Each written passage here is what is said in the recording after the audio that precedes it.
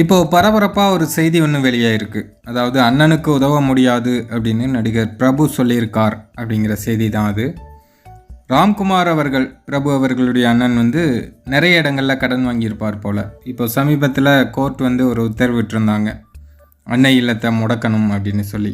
அதாவது சிவாஜி கணேசன் அவர்களுடைய வீட்டை வந்து ஜப்தி செய்ய சொல்லி அவங்க வந்து உத்தரவு போட்டிருப்பாங்க போல். அதற்கு எதிராக பிரபு அவர்கள் ஒரு வழக்கு தொடர்ந்திருந்தாங்க. ராம்குமாருக்கும் அன்னை இல்லத்துக்கும் எந்த சம்மந்தமும் கிடையாது, அவர் வாங்கின 3 கோடி கடனுக்காக என்னுடைய 150 கோடி ரூபாய் சொத்தை முடக்கிறதுக்கு கோர்ட் வந்து உத்தரவிட்டிருக்காங்க அப்படின்னு அதை எதிர்த்து தான் பிரபு வந்து வழக்கு போட்டார்.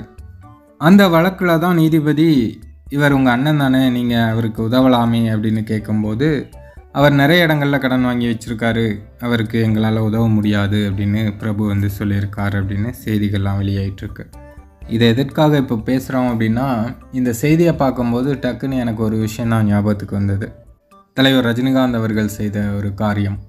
இதே போல் தான் ராம்குமார் வந்து ஏற்கனவே ரொம்ப கஷ்டப்பட்ட ஒரு காலகட்டத்தில் தலைவர் வந்து சந்திரமுகி படத்தை தயாரிக்கும் வாய்ப்பை அவங்களுக்கு கொடுத்து அவங்க கஷ்டத்தெல்லாம் போக்கியிருந்தார். சந்திரமுகி படத்தோட வெற்றி விழாவில் தலைவரோட காலில் விழுந்து கண்ணீர் விட்டு ராம்குமார் வந்து எழுதியிருப்பார். அதற்கான காரணம் அதுதான். ஏற்கனவேவும் இதே போல் ஒரு சம்பவம் அப்போது வந்து தலைவர் காப்பாற்றி விட்டார்.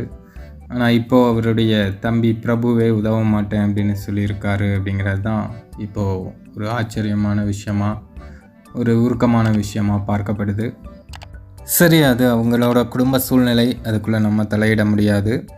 இருந்தாலும் தலைவர் வந்து இந்த மாதிரி இக்கட்டான சூழ்நிலையில் இருக்கிற நிறைய பேருக்கு உதவி இருக்காங்க அப்படிங்கிறது தான் இங்கே குறிப்பிடப்பட வேண்டிய விஷயம்.